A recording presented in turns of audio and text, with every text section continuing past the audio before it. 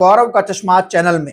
बिहार की सियासत में जो उथल पुथल मची है उसका असर यूपी में दिखाई दे रहा है। यूपी के एक नेता बिहार की सियासी उथल पुथल का फायदा उठाकर एक बड़ा दांव खेलना चाह रहे थे, लेकिन हाल ही में आए कुछ आंकड़ों की वजह से, हाल ही में हुए कुछ खुलासों की वजह से उन नेता का जो मुख्य नारा था वो धरा का धरा रह गया है। जी हां, हम बात कर रहे हैं नीतीश कुमार के राज्यसभा जाने को लेकर और उत्तर प्रदेश में अखिलेश यादव के पीडीए को लेकर।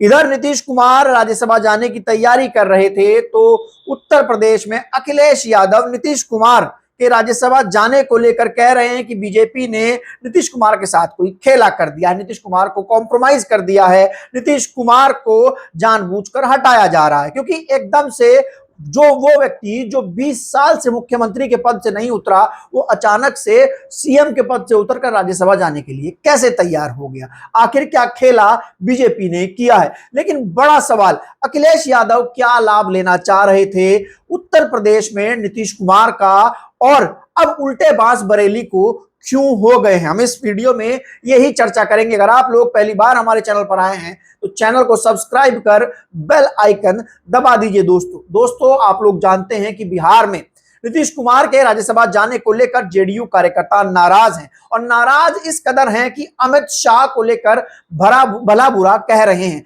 यहां तक कि यह कह रहे हैं कि बीजेपी ने नीतीश कुमार के साथ कोई बड़ा गेम रच दिया है, कोई बड़ा खेला कर दिया है, कहीं ना कहीं नीतीश कुमार को कॉम्प्रोमाइज कर दिया, वरना नीतीश कुमार इतनी आसानी से बिहार के सीएम की कुर्सी नहीं छोड़ने वाले थे। अब इस पूरे मामले पर पॉलिटिक्स हो रही है, तो पॉलिटिक्स करने का मौका अखिलेश यादव भी कैसे छोड़ते? अखिलेश यादव ने भी यही कहा कि हमने पहले ही कहा था कि बीजेपी नीतीश कुमार के नाम का इस्तेमाल करेगी लेकिन उनको सीएम नहीं बनाएगी, और बीजेपी यही कर रही है। नीतीश कुमार को हम प्रधानमंत्री बनाएंगे, ये बात अखिलेश यादव ने कही। अब अखिलेश यादव ये बात क्यों कह रहे हैं, देखिए इसका गणित समझिए, और अखिलेश यादव को अब उल्टा क्यों पड़ गया है उनका दांव, उसका गणित भी मैं आपको बताऊंगा। अखिलेश यादव नीतीश कुमार की जाति से यूपी की पॉलिटिक्स को जोड़ना चाहते हैं। देखिए, नीतीश कुमार कुर्मी जाति से आते हैं, बिहार का कुर्मी के लिए नीतीश कुमार एक बहुत बड़े नेता, और देश के कुर्मी के लिए भी नीतीश कुमार एक बहुत बड़े नेता हैं। अब ऐसे में बीजेपी नीतीश कुमार को कॉम्प्रोमाइज कर कुर्सी से उतार रही है, ये सबको पता है, ये कुर्मी को भी पता है, सबको पता है। ऐसे में बिहार का कुर्मी तो उसका विरोध कर रहा है, लेकिन इसका असर उत्तर प्रदेश में भी दिखाई दे रहा है।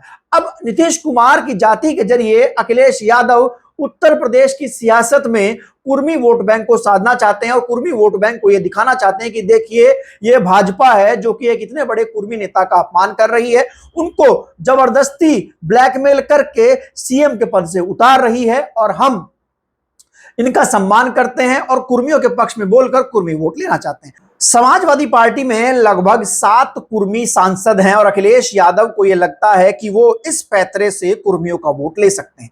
बीजेपी भी शायद पहले से कोई बड़ी प्लानिंग कर रही थी, इसलिए उन्होंने उत्तर प्रदेश में पंकज चौधरी को प्रदेश अध्यक्ष बनाया कुर्मी वोट बैंक साधने के लिए। कुर्मी वोट बैंक के लिए बीजेपी के पास अनुप्रिया पटेल हैं, और वहीं दूसरी ओर पल्लवी पटेल जो है वो एक इंडिपेंडेंट कुर्मी नेता है, उनकी अपनी अलग पार्टी, हालांकि वो अखिलेश यादव के साथ नहीं है।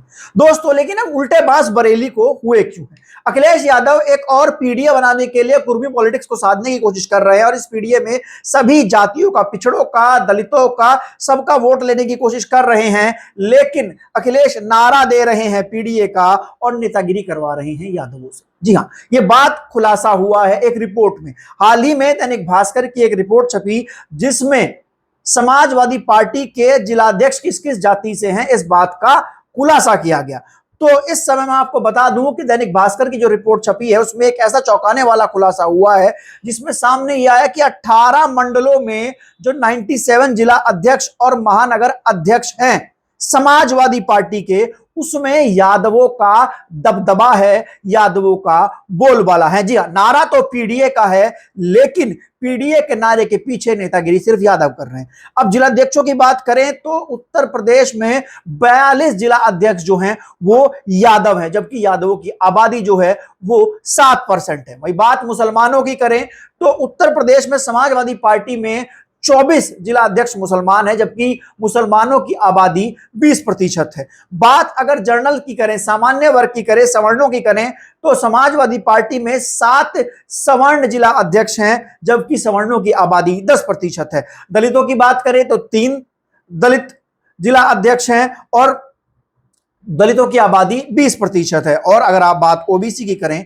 तो 19 ओबीसी जिला अध्यक्ष हैं, लेकिन ओबीसी की आबादी 50% है। अब 7% यादवों को अखिलेश यादव पार्टी में 42 जिला अध्यक्ष दे रहे हैं, लेकिन जिस दलित के दम पर अखिलेश यादव पीडीए बनाने की बात करते हैं, कहते हैं कि बहुजन समाज का, खासकर दलित समाज का, दलित वर्ग का एक बेहतरीन रिश्ता जो है वो समाजवादी पार्टी के साथ है। बसपा की पूरी लीडरशिप को शामिल करवाकर दलितों का वोट पाना चाहते हैं, लेकिन बात जब दलितों को जिला अध्यक्ष बनाने की आती है तो मात्र 3 दलितों को जिला अध्यक्ष बनाते हैं। देखिए दोस्तों, जिला अध्यक्ष जो होता है वो पार्टी का वो पोस्ट होता है जो कि सबसे ज्यादा ताकतवर होता है जिले में। किसका टिकट होना है, किसका टिकट नहीं होना, जिला अध्यक्ष तय करेगा। पार्टी की क्या रणनीति होगी जिले में, वो जिला अध्यक्ष तय करेगा। पार्टी में कौन रहेगा जिले में तो वो जिला अध्यक्ष तय करेगा। और सरकार आने पर ये जिला अध्यक्ष मंत्री के बराबर पावर रखते हैं।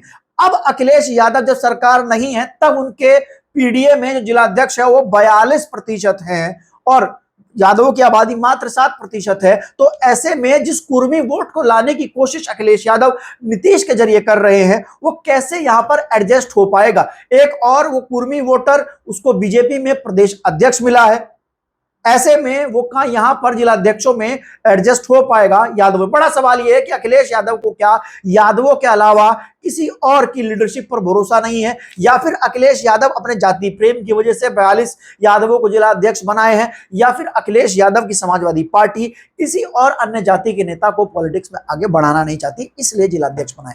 भाई अखिलेश यादव बात कर रहे हैं पीडीए की, तो उनको पीडीए के हिसाब से लोगों को जिला अध्यक्ष बनाना चाहिए, लेकिन 42 जिला अध्यक्ष जो है वो यादव बनाए गए हैं। मात्र आबादी 7% है। मुस्लिम जिनकी आबादी 20% है वो 24 बनाए गए हैं। और दलित जिनका वोट लेने की बात अखिलेश यादव करते हैं, जिनके वोट के लिए लगातार बहुजन समाज पार्टी पर हमलावर रहते हैं, वो दलितों को मात्र 3 जिला अध्यक्ष के पद दिए हुए हैं। अब बात की जाए इस पूरे मामले को लेकर, इस पूरे जो ये रिपोर्ट आई है इस पर जो बीएसपी है, बीएसपी के प्रदेश अध्यक्ष विश्वनाथ पाल ने इस पर कहा है कि अखिलेश का पीडीए नहीं है, परिवार दल अलायंस है।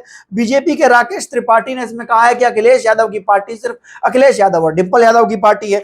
बात की जाए 2022 में टिकटों के बंटवारे की, तो 2022 में जो समाजवादी पार्टी ने टिकटों का बंटवारा किया था, समाजवादी पार्टी ने 171 टिकट ओबीसी को दिए थे, जिसमें 52 जो थे वो यादवों के थे, यानी कि 50% ओबीसी को 171 टिकट दिए, लेकिन उस ओबीसी में 7% की आबादी वाले को 52 टिकट यादवों को दे दिए।